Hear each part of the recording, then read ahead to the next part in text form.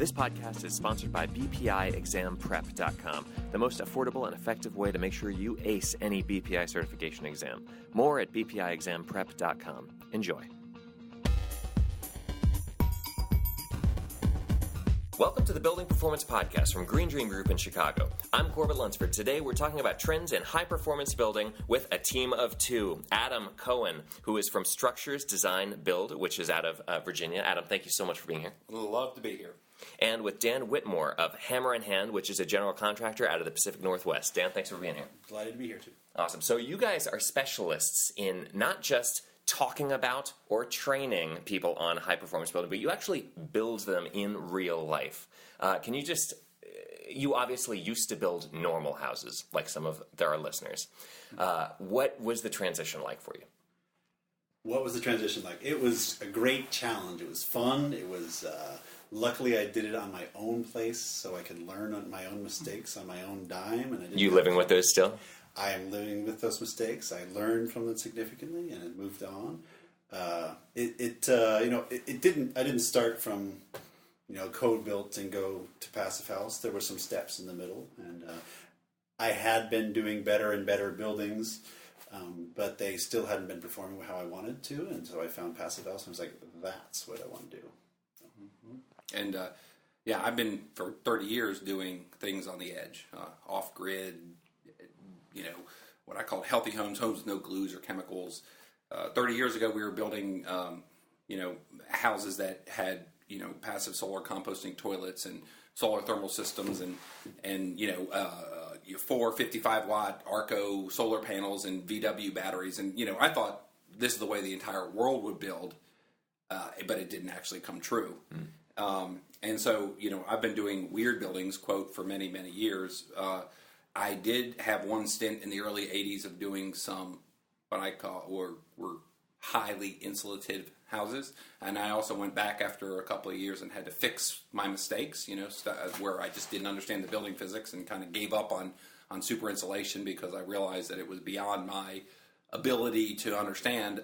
But when I discovered Passive House, I said, wow, they actually figured out what I knew in my guts ought to work in super insulation, but I didn't have the skill level in terms of training to really figure it out. So for me, it was kind of a revelation of coming back to something that I thought was a really good idea when I first read about it in Mother Earth News and, fine home building and all that stuff. But when I tried to do it in practice, it didn't work.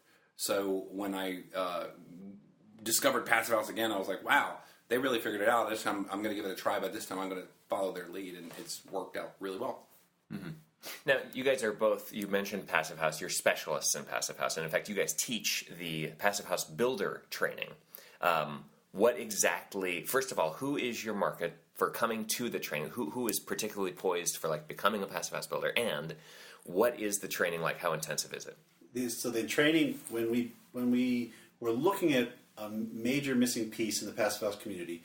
There's a lot of good designers, a lot of good engineers, but what was missing was the people who would take that design and that concept and make it happen in the field.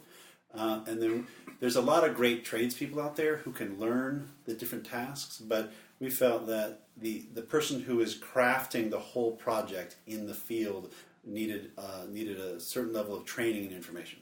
So when we assembled the class, it was about a toolkit for the people who are making the whole project happen. So that could be the tool bags on builder by all means. It can be the project manager. It can be the project. So the person who works with the designer to make sure that project that they're drawing is buildable. So those sort of three main categories were what we wanted to direct the program to. And it's been a really great response for the folks who've taken the class. And that's the vast majority of the people who come to the class. It's a 4-day intensive. You're sitting in a chair for 4 days listening to Adam, Mike, and myself kind of go on and show a lot of slides. But so far, everybody has just been sitting there and just kind of, eating it up. And it's a fantastic interaction because the class is generally full of very interested, very smart people who are already doing a lot of great stuff. Yeah. So the level of conversation is great, and I learn new things every time we put a class on, and the dynamic is great. It's a lot of great sharing. Yeah, and the interesting thing is, we don't just talk about the nuts and bolts of putting it together. We talk in a very comprehensive way about kind of the basics of building science that goes into it, understanding the nuts and bolts, of course, of how it goes together, understanding how to use your particular talents to make these buildings a reality successfully, both in terms of accomplishment of the various targets, plus also financially successfully. And we go into the business of how to do what you love and not lose your ass. So it's a very comprehensive program that we've put together, and I think in general the people that we're appealing to are the exact kind of people that we need to move the movement forward, which is the folks that can actually we've got architects and energy modelers trained, but an architect and an energy modeler really doesn't have the experience in general to really be able to manifest it in real life and understand that putting A to B to C in this order, with this set of steps, is really going to make it cost effective and easy to build. And that's really where this training helps folks who want to go there get there. Probably the most frustrating thing for folks who take it is that we don't offer them a checklist that says put A to B to C to D and you build it this way every time, because you can't do that. This is not prescriptive. It's not checklist. It's all performance based. Sears is not going to have a passive house kit. Sears is not going to have a passive house kit, but I certainly hope one day there will be some passive house kits that are climate specific, right? So there'll be a Pacific Northwest kit that'll be affordable, and there'll be a Midwest kit and a Southern kit. But yes, there is no kit, and that's probably one of the hardest things for people in general to realize about this whole methodology, is that at its very most basic level, it's just a set of benchmarks that you're hitting. It's a heating and cooling benchmark, it's an energy benchmark, and it's an airtightness benchmark. And everything else from there is creativity of how you get there. And it's because of that, creative, intelligent people can really come up with some really incredible projects that are being accomplished for really very cost effective and very creatively put together work around the country. It's really neat. It's really exciting to be involved in this movement. Great. One of the main parts of making it cost effective, as Adam said, is appealing to the strong suits of whoever is assembling the project. So we are all individuals working ideally to a common goal, the passive house standard, but how we get there, that's what's one of the beautiful aspects of it. It allows you to do it any way you want to get to that goal. And every design is going to be unique to a certain level. Every team constructing the project is going to have its own strengths and weaknesses. So what not only for the economic climate of Adam's materials and his sub-base, but actually what his crews are most effective at building is going to be so different than even somebody one state away, one community away. Yeah, I've got a colleague who took our training, one of our first trainings, who builds a couple hours north of me, who's a passive house builder. I build with stud walls with exterior insulation. He builds double stud walls. Why? Because that's his efficiency, and my way is our efficiency, and for our group, same climate, different set of skills and tradespeople. So, it's really to find your niche and develop your toolkit, as we say. Get your toolkit together, get your toolbox, get your set of standard details, work them through in an iterative process to figure out what's the most efficient way I can build it, and then just kind of get it working. And before you know it, you're building projects, and you think, well, what was ever hard about this? Mm-hmm. I can imagine, though, either people who are listening to this or people who are going to be talking to the people who are listening to this are going to have several objections to moving ahead with your plan, which sounds very reasonable, but then when you actually start practicing it, with the first being, well, yeah, but this is going to cost so much more. Can you talk about how much more it's going to cost? It doesn't cost anything. Thank you. Can you please explain that to our listeners? So it's free. It's free. Yeah, that's right. So we have. I work in two fields. I work in the commercial passive house field, and I work in the residential passive house field. Really important to make a distinction between these because they're very, very different in how they operate. In the commercial world, let me just tell you that we can pretty much deliver large-scale commercial projects for the same price, virtually, of a standard building, with energy performance 50 to 70% less. And we have proved that over and over again. In the residential, which I think this podcast is more geared towards residential, what we've been able to do and what people around the country have been able to do is say, if you pay a mortgage monthly and you pay an energy bill monthly, that combination of monthly payments that you're going to make because you don't want your energy turned off and you don't want to lose your house to the bank, that the cost of your project on a monthly basis will be equal to or less than as a passive house.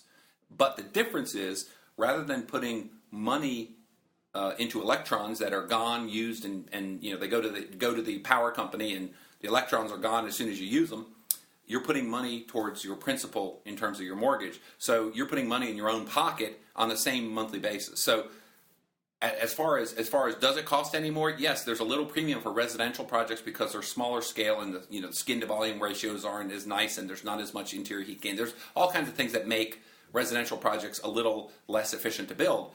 But for a lot of folks in the passive house community, you can deliver that passive house building if you pay just a little bit more for the envelope and for the building itself. You actually can offset that in a mortgage by your energy savings. And so what I tell people is, if you're going to spend the same amount per month, would you rather give money to the power company or put it in your pocket? Pretty easy. Pretty easy choice. And I think you guys are finding similar kind of things. Right? Similar things, yeah. It really we're in a market that has a higher cost of. It's just more expensive to build in the Seattle, Portland areas, and but we're still able to just straight construction costs. We're able to keep it into the single digits as a upcharge at this point. So depending upon how the client is financing it, it absolutely can be a break-even point. Mm-hmm. Yeah, now it's very dependent upon how the client is going to be financing that. Right. If your client is paying with cash, then obviously the monthly argument goes up. Yeah. And there's more materials going into it. We need a better insulation. We need we need some more labor to detail it to get air tightness. We're getting to the point where our subcontractors, we have no premium for the levels we're taking it to, but the equipment that goes in, since it's small residential, depending upon what you're comparing it to, if they were going to be putting in a cheap forced air furnace, then our mechanical system is going to be more expensive. But it's going to be a much better product. It's going to be interior air quality and energy efficiency and comfort. All these things are going to be much better. And on the other hand, and I feel like this is something that people don't often think about, when you do the supercharged envelope, you can undersize the HVAC, so you're paying less. No, you're not actually undersizing it. You're properly sized. Correct. Thank you very much for correcting me. But also, that piece of equipment, because it's higher quality, isn't going to need to be maintained as much. It's also not being used as much, so it's going to live longer. Actually, the interesting thing is that we tend to significantly oversize our mechanical equipment, which means that the equipment does not work at its prime efficiency levels. Right? When you say we, do you mean you? We, the industry in general. Okay. In the U.S., we tend to rule by rule of thumb, which rule of thumb generally oversizes equipment. If you oversize your equipment, it's going to short cycle. It's come on and off a lot more often. It's not going to do as good a job conditioning and dehumidifying. Once you have these very robust commissioned envelopes and you're able to actually size your equipment so it's operating at peak efficiency, you actually get a better life cycle out of it. So if I buy a larger piece of equipment that runs less efficiently and will die earlier and have to be replaced, the life cycle cost of that, if you have anybody who's interested in looking at life cycle costs, all of a sudden starts making it really attractive to do it right the first time. The problem right now within the industry, though, is that the mechanical systems are set up for those bad performing buildings. Yep. So, and that's what's mass marketed. That's why you can go down to your local HVAC supplier and buy a forced air furnace for $500. Right? When we're getting into these mini splits with the micro-sized mini splits, then do have to pay some premium because it is a smaller industry. So in this country, low energy building materials haven't matured as much as they have in other parts of the world. Yeah. So we aren't able to take advantage of that downsizing the equipment as much as some. That's definitely an issue for the state of the industry right now. We're still very much in the very early stages of this industry. It will get to be more a larger industry in the United States over the course of the next 8 or 10 years. And as we do that, more and more manufacturers will come into the market and implement different strategies. One of the things I always like to point to is ERVs and HRVs. In the United States, we have one manufacturer that makes an ERV that is of high enough efficiency in both mechanical, the heat exchange and electrical efficiency in terms of watt per CFM that you can realistically use in a passive house. In Europe, I can buy 60 manufacturers. So with 60 manufacturers, I have a lot of competition.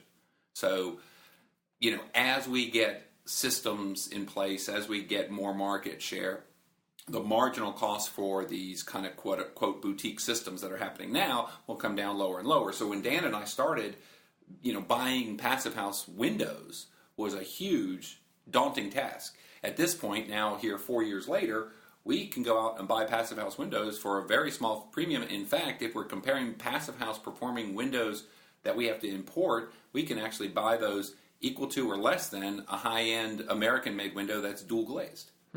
So, believe it or not, you can get better performance for less money. Now, there's nothing to argue with there. What I'm waiting for is when it's mass-produced and it becomes equal to the vinyl double-hung, dual glazed window. You can buy the window for $25 a square foot, which will happen. I mean, it's a matter of market scale. Yeah. I imagine that one of the other things that differentiates residential from commercial in the expense and the customization is the occupant. Your client is this person who has very specific wants and needs, and they want the window to be over here, not over there.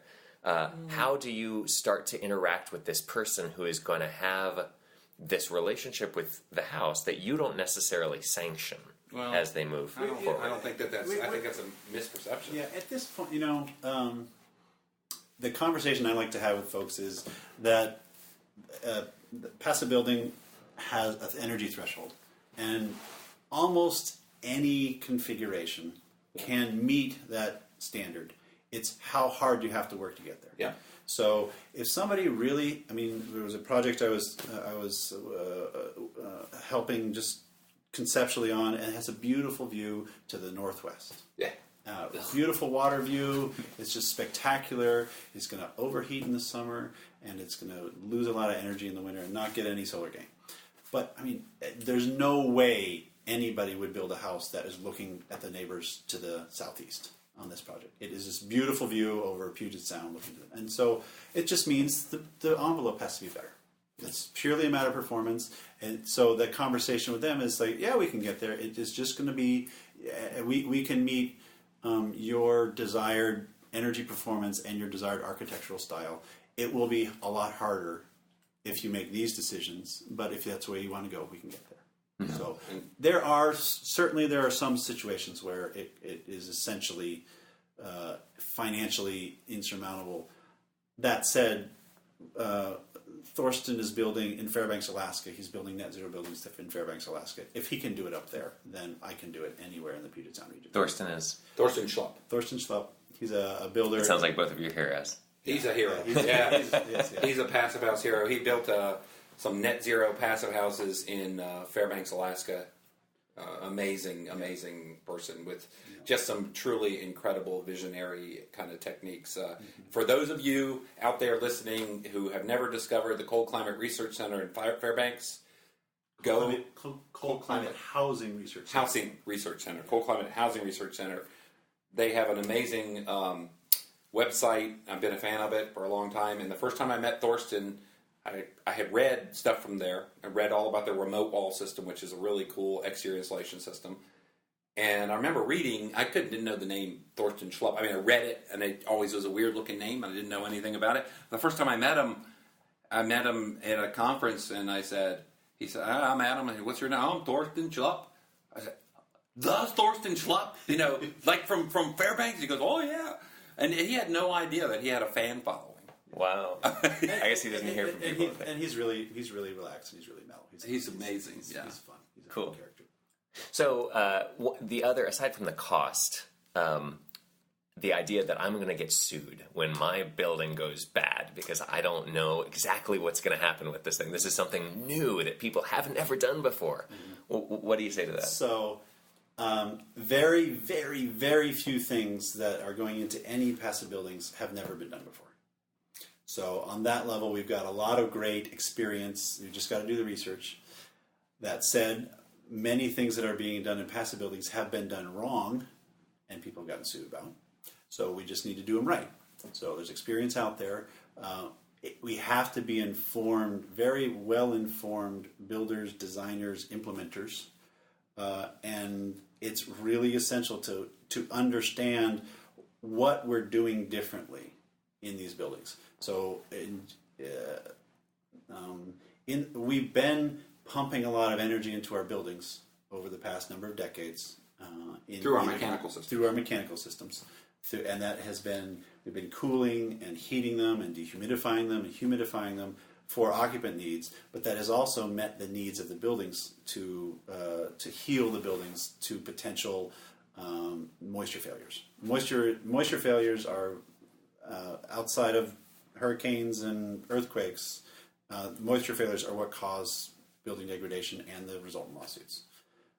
So we have to understand what the moisture is doing in our buildings, because we are changing the dynamics of how these buildings deal with moisture. We're changing. We're not kiln drying the buildings. We're not dehumidifying the buildings with our air conditioning systems. We are changing how these buildings work with the surrounding environment. So we have to understand what we're doing differently. So it's an essential aspect of when you get into this that you implement it correctly. And there's a lot of folks who have done it before, and a lot of folks who are very very opinionated about how to build things, and some of them, and so do the research and understand it, and take a building science class. So there's a big part of our class that we teach that we go into the building science. We don't go into the depth of it, and you're never going to pass a building science exam on it, but we go into it deep enough, like, okay, this is what you really need to understand, and this is why. Mm-hmm. Yeah. It is very important that we, early on in this movement, we build them correctly, because from Adam's personal experience as building, and I grew up in a 70s era solar home, and I did my 7th grade science project in 1978 on solar homes, and already I was reading about the failures and why people didn't want to do them. So what we don't want to have is a bunch of failures within the passive building community that give these buildings a black eye because people implemented them incorrectly. But that being said, let's be realistic. There's a number of points that you made that I think need further elaboration. Okay. Number one, this is the passive building movement has been going on since the 70s. Building science has come a long way in that time. There are a lot of tools that didn't exist then that exist now. And what Dan was saying about the building envelope, the way I like to say it is that these building envelopes have to perform honestly. In other words, without relying on very huge mechanical systems to dry them out, they have to be able to perform based on the climatic conditions of the region.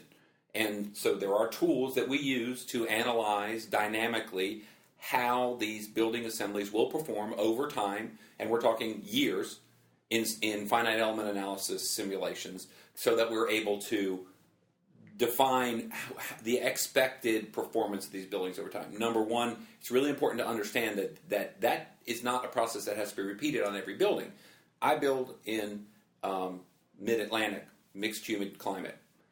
The analysis that we did several years ago on our building wall type assemblies to pick the assembly that we wanted to build is a valid analysis forever, right? So once we went through that analysis process, it became a matter of honing our techniques in terms of delivering the product to then make it more affordable.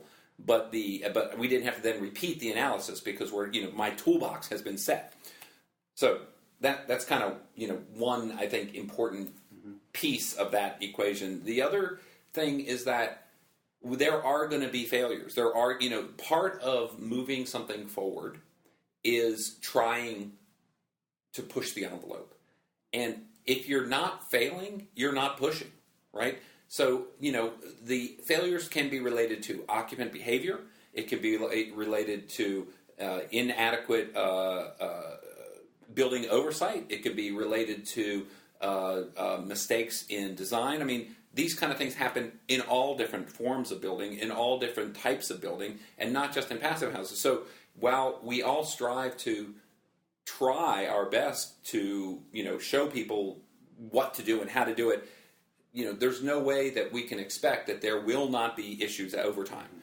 And the best thing that I think we can do as a community is to be very open about the issues, to be transparent about them, to talk about how those issues have been addressed, and more importantly, to learn as colleagues not to repeat those issues, right? So one of the nicest parts about the Passive House movement in general for me has been this very open atmosphere amongst Passive House practitioners in this country, willingness to share successes and failures. And that really has, I'll be the first to admit, I've made a lot of mistakes in 30 years.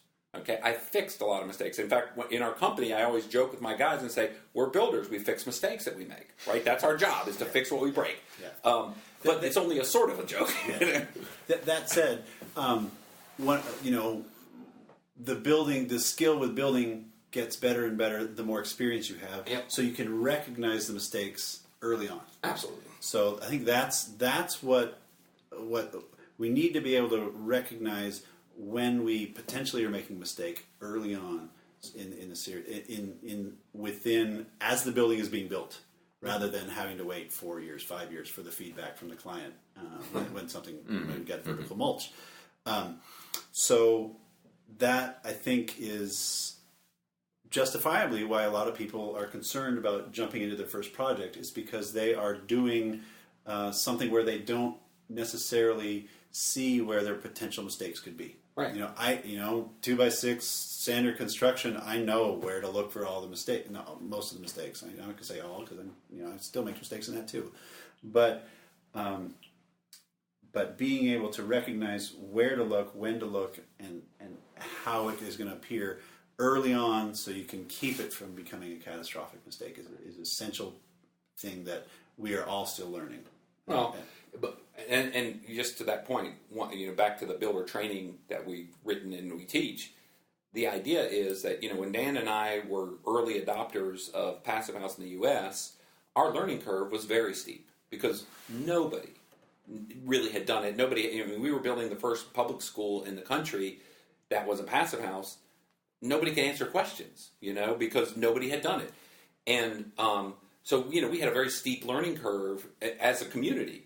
And the idea of the builder training is to significantly lower that learning curve for people coming into it, so they don't have to go through the pain and anguish that we went through. There's no reason to reinvent the wheel when you can copy it, right? Mm-hmm. So we feel like, and the feedback that we've gotten from our students is that the builder training is very much helping the builders get their minds around what this is that they have to do, and just like Dan says, understanding what the pitfalls are before they jump in and it's too late. Mm-hmm. Yeah. In the interest of avoiding anguish, Adam, you made the point earlier that because you are a design build firm, yep, and you do the architecture in-house and the building in-house, you are particularly well suited to build very high performance homes. Can you elaborate on that a little bit? Sure. So our firm is a true design build firm. We do residential and commercial construction. We're architects, builders, energy modelers. We do a lot of our own mechanical design. And so we are able to look at a building very comprehensively. So, for example, if a typical building team is coming together and you have an architect and you have an energy modeler and you may have a mechanical engineer and you have a builder, and everybody's trying to put this building together in an effective way, one of the hardest things to do is share information, communicate, and get all the synergies. Because in a passive house building, what we're doing is we are really doing a holistic analysis of the building as truly a system, and then we're finding synergies and leveraging those synergies to make the building efficient, affordable, and buildable. And so as a design build firm, all in-house, we're able to move all those levers very simply and seamlessly between them. So if we find a way to save energy, we can use that lever, and if over here we find a way structurally to be more clever with our structure and at the same time take that structure out of the envelope and prevent a thermal bridge, then we can do that. And as a design build firm, if you're a true design build firm where you're really, one thing a design builder understands, if you're offering single point sourcing, you have great power, and with that comes great responsibility, right? Because all of a sudden there's nobody to point the finger at. Right, so I have all the, I'm doing the design, the construction, the modeling, the performance, the commissioning, the whole deal.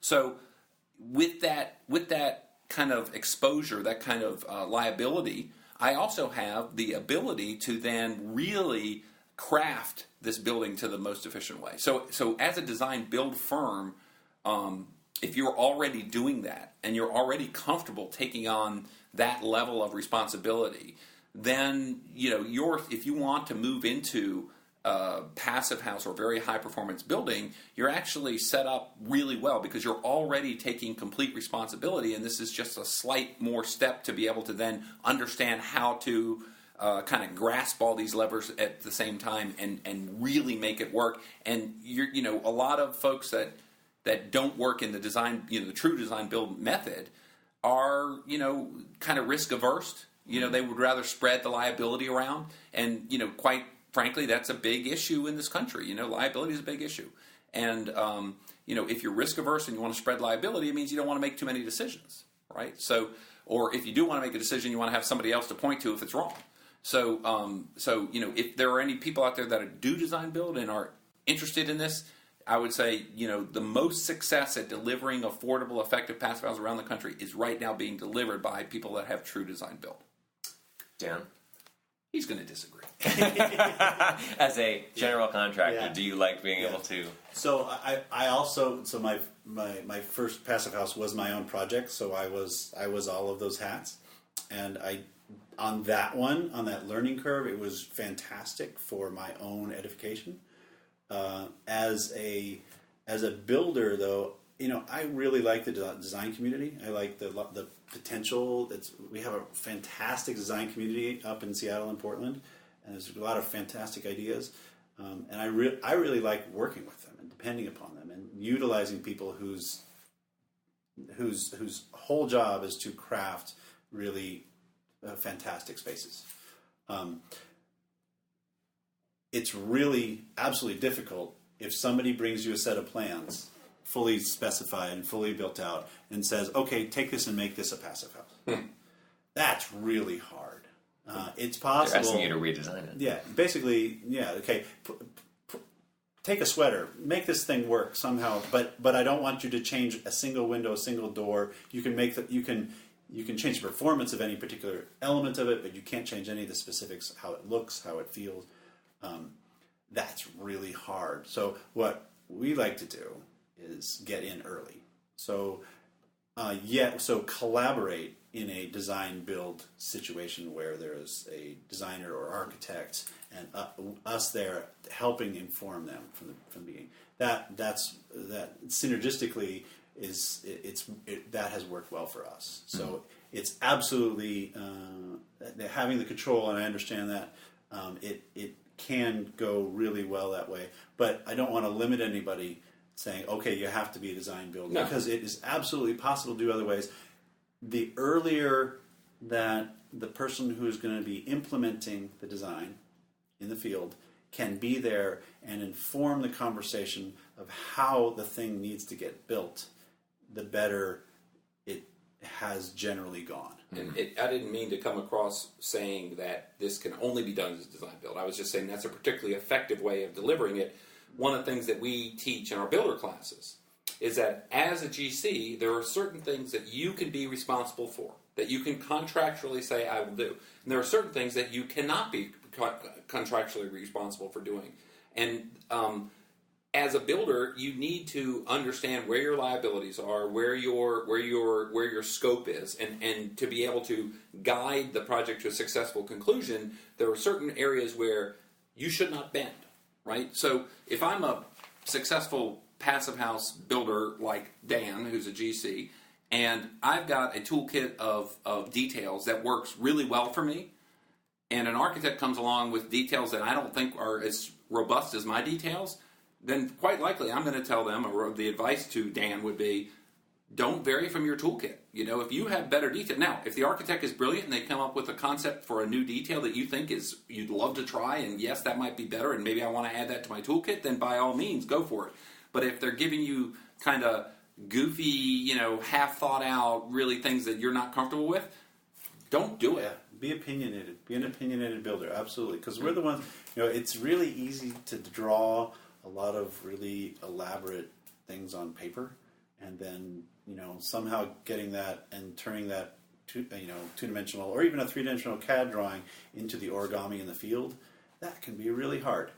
And then getting it air sealed and getting it the continuous insulation, and then eliminating thermal bridging and all the pieces that we have to do in the field, and then making sure the mechanical guys don't, you know, blast holes in it. Like we have a pretty complex puzzle in the field. So if we can be opinionated on the get-go, an informed opinion, it's essential. Then it's just it helps the process significantly. Mm-hmm. Yeah, absolutely. To clarify for our listeners, in case you're familiar with HERS ratings or Energy Star, that's one level of certification that just mostly involves energy efficiency as a performance measure. The difference between those and Passive House as the currently the most awesome certification for buildings is that involves high growth thermal, right? So it's the heat flow and the energy efficiency, but also the moisture flow. And that's only important because now we're getting to these tightness levels and the insulation levels that any small variation starts to make a big difference. Is that I think, the theme? Well, if you're familiar with Energy Star and the HERS ratings and Build America Challenge and that kind of stuff, which is that's a prescriptive method of building. So what they're trying to say to you is, we want you to build a high-performance building, and we want you to do it in this way, because if you check these boxes, we know you're going to build better than the way we normally build. Built into those checklists are hygrothermal performance assumptions. Okay, in the Energy Star checklist for the air tightness, it says that in this region your air barrier has to be here and has to be continuous and blah blah blah, all in one plane. The reality is that they are making an attempt within those checklist prescriptive systems to deal with hydrothermal, right, and energy. But because it's kind of a very broad brush, very one-size-fits-all thing, it's not very flexible in terms of what you can and can't do. It's not as inflexible as LEED, but it is not a hugely flexible thing. The thing that is so exciting about Passive House is that you're aiming for targets, performance targets, heating and cooling, energy use, and air tightness. But there's no checklist. There's nothing saying put your air barrier here. There's nothing that says, you must have this R value in your roof, right? It's all based on physics and analysis and numbers. But, Passive House is nothing more than an energy analysis, an energy model. And so, I disagree with you that the Energy Star ratings and the Build America ratings are not trying to get at hydrothermal, because they are. But they're doing it in a way that's more simplified. And so for Passive House, where we're making a more robust envelope with less energy going through it, it becomes just that much more critical not to do the old kind of checklist kind of hydrothermal analysis, but to actually do a more robust analysis. But like I said before, there's only so many types of basic building blocks that you're going to end up using in certain climates, and those things, as they become more and more well established, there's not going to be a lot of questions. I mean, in Germany, I can open up a book and pick details out of a book that are thermal bridge free details that have been proven to be hydrothermally robust. And we just don't. I mean, that's a dream of mine, is to have a North American book like the German book, where I can open it up and say, Of course, we need a chapter for the marine climate. Oh, we need yeah. a chapter for the cold marine climate, warm marine climate, for the desert climate. For the Right. we unfortunately would need A lot more chapters. a lot more chapters on it. So, the hydrothermal question is so important, and I think that's. I mean, I'm a big fan of the FIAS Plus certification program, and I think how they insist on a hydrothermal analysis of assemblies is really important. The Passive House standard is purely an energy standard, and you could get there with you could hit those numbers on an energy basis with a building that would melt in 2 years. Yep. But some folks will even certify that building. But that's why I'm a big proponent of the FIAS Plus rating, because if they do the hydrothermal checking to make sure that we're building honest buildings that will last for generations. Mm-hmm. And I think that's an essential portion, because we have I guess going into the sort of prescriptive and the box checking, I think there's a great desire, and on many levels understandable, for people to just depend upon very good work done by other people and say, okay, I know this works because this person did it. I'm just going to go this route rather than taking on risks of developing a whole new toolkit and implementing it in my specific location. The concern there is that we have one very large country with a whole series of climactic considerations that aren't necessarily there in Central Europe or even Northern Europe. When people pick up that magazine, when they pick up JLC, when they pick up Fine Home Building, when they pick up, when they go on on a website and say, wow, look what this person did here, that's what I'm going to do, because I can understand, because they wrote a really good article and an excellent point by point of how to make this building work. That's what I'm going to do. I fully understand the desire to follow that pattern, but you've got to understand why that person built it there and how it's going to interact with that climate. So before you just, when you're in Phoenix and you want to build like the guy did in Maine because he wrote a really good article about it, you got to understand what is going to happen on that. And so there's a lot of excellent work happened in North America in the 70s, 80s, moving to the 90s in the central plains of this country, and especially in Canada. A lot of great energy efficiency work went on. And super insulation, there's a guy, was it Doug McEvers in South Dakota, North Dakota?